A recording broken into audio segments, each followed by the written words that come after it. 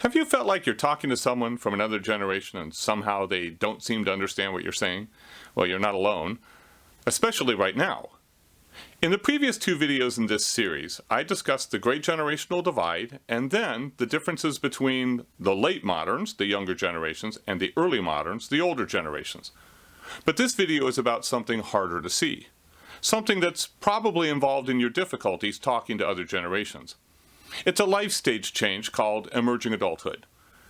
In that second video, I pointed out that the older generation's formative years were in an industrial society, and that's why they perceive life differently than the younger generation whose formative years have been in a digital society. Once people have that described to them, they usually understand it quickly because they see the reality of that all around them. But emerging adulthood is harder for people to see. Younger generations are living in it and don't know what life was like for the older generations when they were young.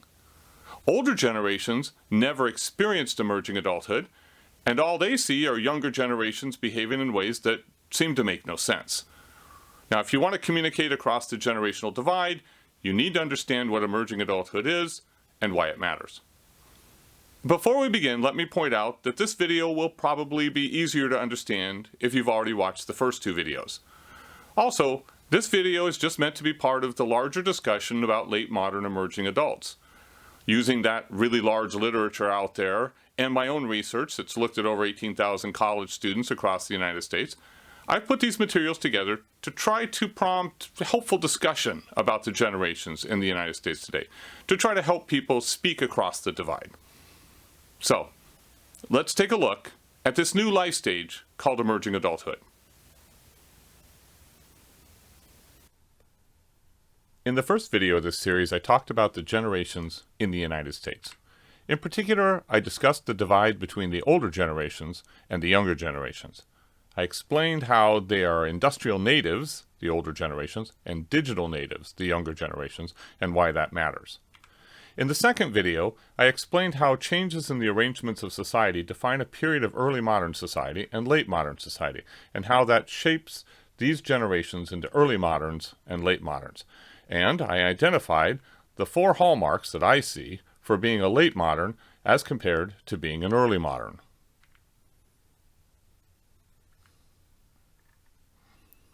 These differences between the early and late moderns have profound consequences for everyone's efforts to work across the generational divide. All of that material that I did before focused on cohort effects. People were born in early modern society and were shaped by it, and people who are born in late modern society are shaped by the reality that they grow up in. Now this video is about something different. It's about a life stage effect. Life stages are times in life when we expect people to think and act in certain ways because that's the stage of life they're at. We expect children to act like children. We expect adults to act like adults. What matters here is that people born around 1980 or later are experiencing a different set of life stages than kids born in earlier times. People born between 1960 and 1980 might have experienced a bit of the transition to this new set of life stages, but most did not. Think about a person born in 1960. Average life expectancy in the United States was 70 years old, but those 70 years were experienced as a set of chapters or stages. Life stages can be defined in different ways, biologically, psychologically, sociologically, for example. The life stages I'm going to describe here are sociologically defined. That means the chapters of a person's life are defined by the sociological reality around them, not biology or psychology in terms of states of being. The person born in 1960 looked forward to a set of life stages that were shaped by the social environment and how it bounded who they could be at certain times. The person born in 1960 would look forward to these stages in life: childhood, adolescence, early adult, adult, and late adult. If we wanted to, we could split these stages into smaller substages, but for our purposes here, this will work. The question is, how does the shape of the surrounding society bound or hem in these chapters of life so people know what stage they're in and how to correctly live their lives in that stage? Childhood is defined by a home life under particular relationships with parents, usually, and most of it is sociologically channeled and hemmed in by the expectations of attending elementary school. Adolescence is also sociologically bounded by life at home with parents and by school attendance, but now in middle and high school. When our hypothetical person who was born in 1960 graduated from high school, a number of sociological factors changed. Between high school graduation and age 30, these folks would start careers and families. Keep in mind the popular stories about crazy college life, drug-addled hippies in the 60s, 70s, and 80s are not representative of the vast majority of the 20-somethings in those years. Most of them got jobs, got married, settled down. Now these are the hallmarks of early adulthood: getting married, having kids, settling down. Those who went to college in that time period were generally quite aware that they were in a transition to career, not just in a time of life to explore personal identity. Somewhere around 30, the person born in 1960 would have made the transition to adulthood. They would have established a family of their own, they would have settled housing arrangements, they'd be invested in a long-term job or career, they'd be commonly seen as adults because society saw them assuming the responsibilities perceived as normally part of being an adult.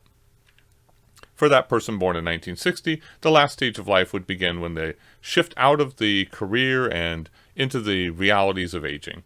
At this stage, their life is sociologically bounded by particular relationships and cultural expectations that are associated with later life responsibilities. Now let's look at a person born today, in 2020. Life expectancy on average is about 79. These folks will live about 10 years longer than the people born in 1960. That's an important difference. If we look back to agrarian societies, we find that most people lived in places with a life expectancy about 35 years on average. After the Industrial Revolution, that began to change. Life expectancies, because of advances in healthcare and many other things, began to rise, and they have continued to rise in developed nations ever since. As people have lived longer, the life stages have changed. When people lived to about 35 years old, there was no childhood as we know it today, nor anything that would look like adolescence the way we know it today. As life expectancy increased, people started having the time in their life for a childhood as we understand it in the modern sense. And as they lived even longer across the decades, life expectancy extended more, adolescence became a possibility as a stage of life to live differently from childhood or early adult life. Because they now had an additional stage of life called adolescence at that time, people started getting married and moving into the workforce later, like around 18 or 20, which brings us to the people born after 1980, because that person born after 1980, or the person born today, is experiencing another life stage.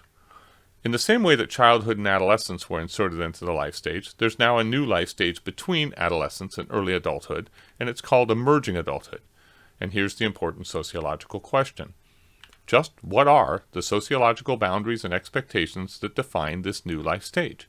And the answer is, this life stage is still so new that society hasn't developed sociological expectations for it. This is wonderful news for these folks going through emerging adulthood, and it's terrible news for these folks going through emerging adulthood. Let's make sense of this by looking at the reality of emerging adulthood as it's experienced by the 20-somethings experiencing it. Jeffrey Arnett, the main author who's written about emerging adulthood, says it's a time to explore life and pursue possibilities. The lack of defined social arrangements bounding this stage of life is a good thing. Earlier generations went from adolescence directly into early adulthood, a time that was defined by marriage, career, childbearing, and so forth. Today's 20-somethings will wait until their 30s to make those commitments. For now, in their 20s, they'll have freedoms and possibilities for self-exploration that earlier generations could only have wished for. This is wonderful news. Christian Smith, however, argues that emerging adulthood isn't necessarily a good thing, that there is a dark side to it. His research shows that people experiencing this stage of life are lost in their transition to adulthood, and it's a very unpleasant experience. These folks are morally adrift. They're uncertain about who they are. They face a harsh and self-destructive passage to adulthood. Emerging adulthood, in his view, is terrible news. Now, both of these views could in fact be true at the same time. What is true for both of these authors for sure is that folks born after 1980 or so have roughly a decade after high school when they're ungrounded sociologically and are experiencing societally defined freedoms of early adulthood without the societally defined commitments and responsibilities that go with early adulthood.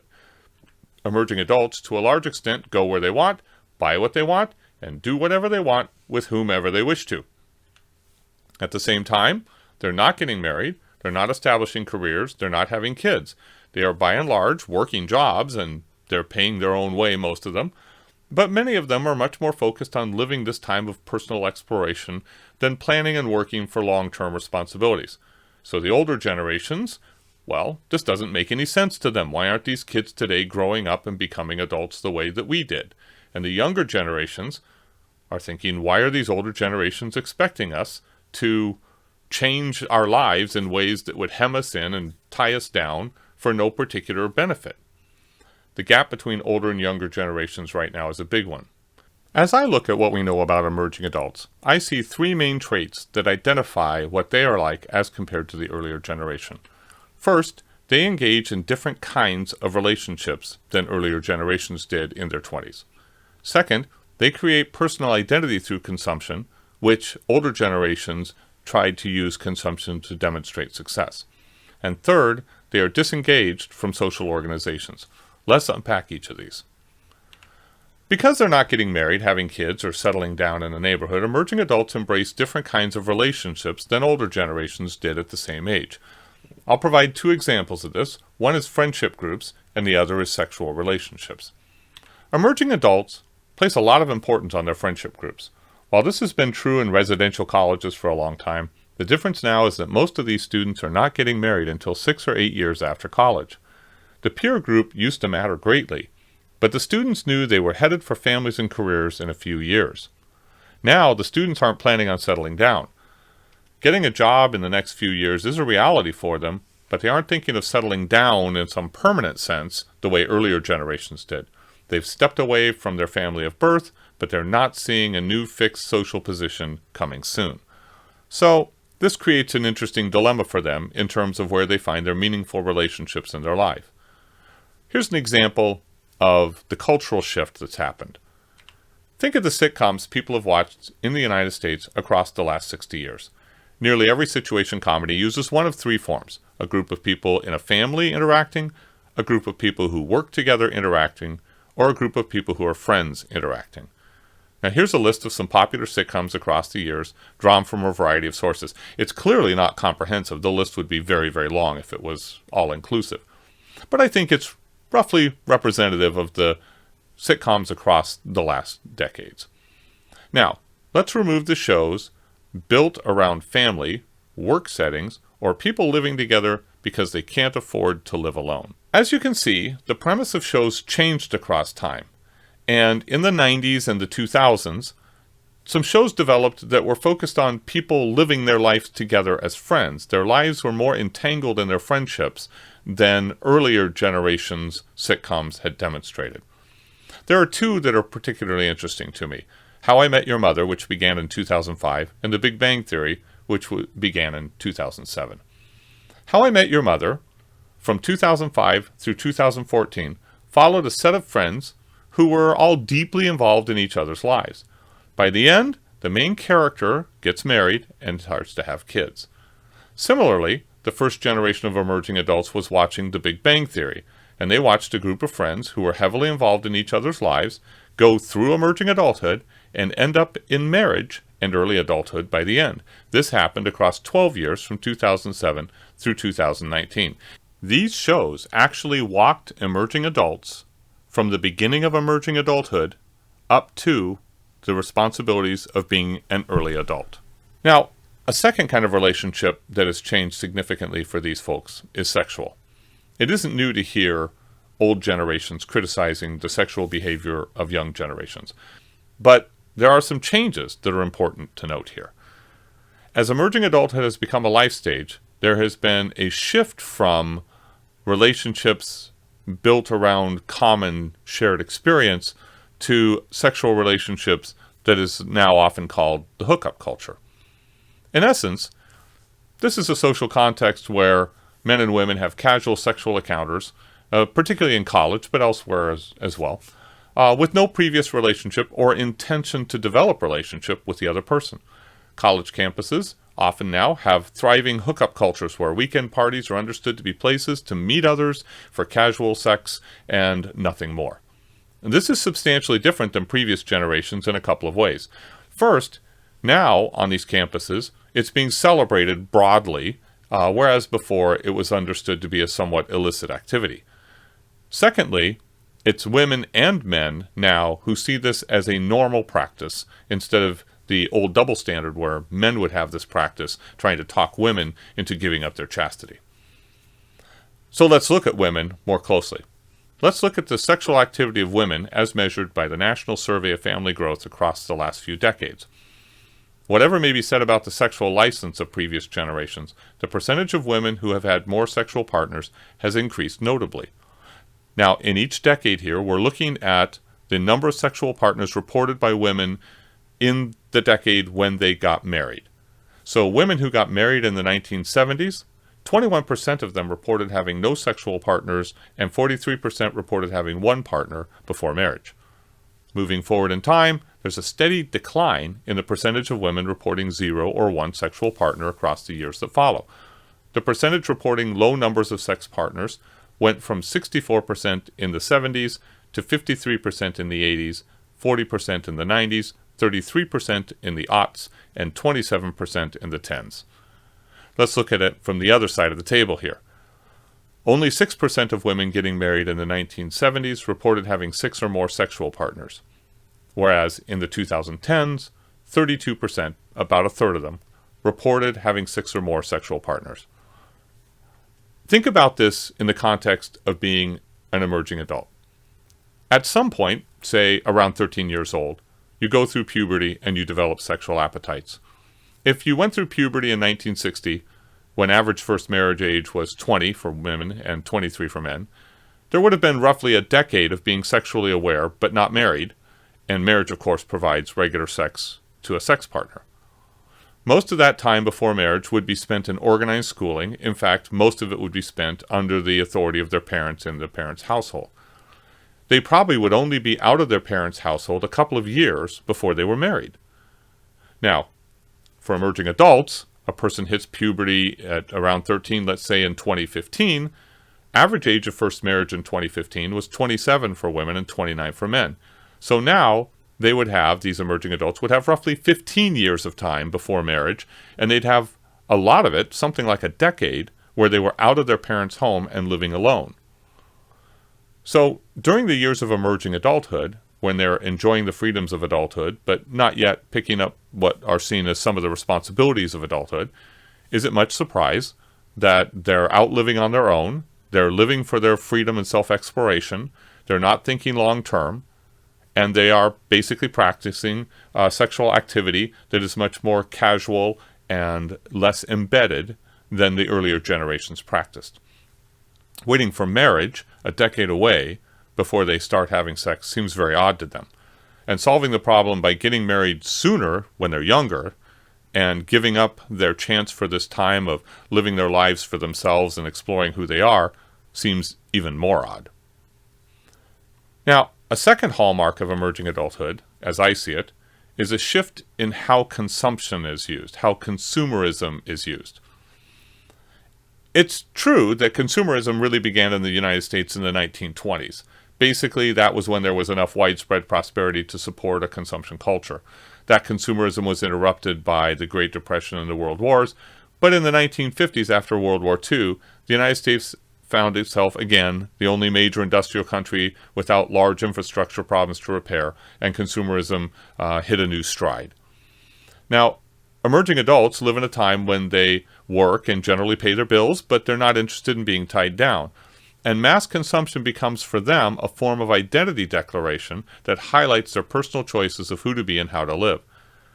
Emerging adults aren't focused on the big house with the mortgage, nor the car, nor many of the other expenses seen as normal adult life, particularly the expenses of children.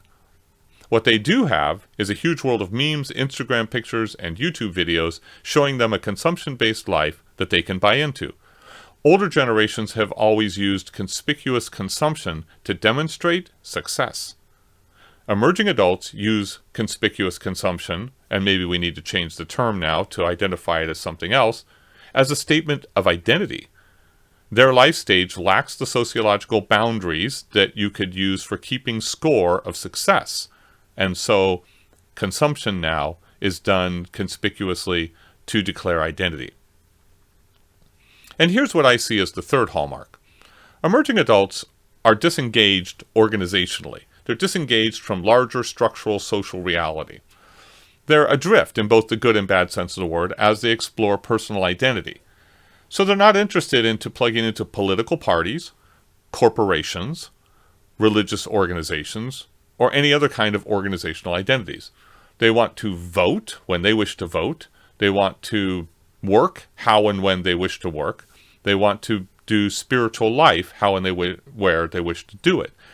They don't see these as organizational embeddedness. They see these as personal causes and personal crusades, personal identity. So they become very active politically or very active spiritually, but they join a cause. They join a movement. They don't join an organization. In my own research that has looked at denominational affiliation of students in Christian colleges, in particular in 2018 in one study, the students had roughly 50% who reported that they didn't know the denomination of the church they attend, or who explicitly said they don't care about denomination, or who said they attend a church that is overtly and intentionally non-denominational.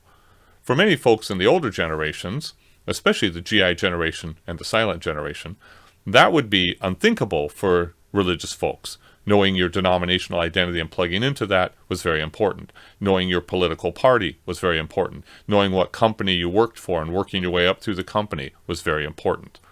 Emerging adults will fervently embrace causes, but they're not very interested in becoming embedded in organizations. So the divide between the late modern younger generations and the early modern older generations is massively complicated by the concurrent expansion of the life stage progression to include emerging adulthood. For any folks wanting to work across that generational divide, from younger to older, from older to younger, I've now identified 4 hallmarks of late moderns and 3 hallmarks of emerging adults. And now it's time to put all this knowledge to work. In the next 2 videos, I'm going to look at the realities of, first, teaching and learning within the context of emerging adult late moderns, and second, the realities of religious faith and religious behavior when you connect the late modern emerging adults to the early modern traditional life stage adults.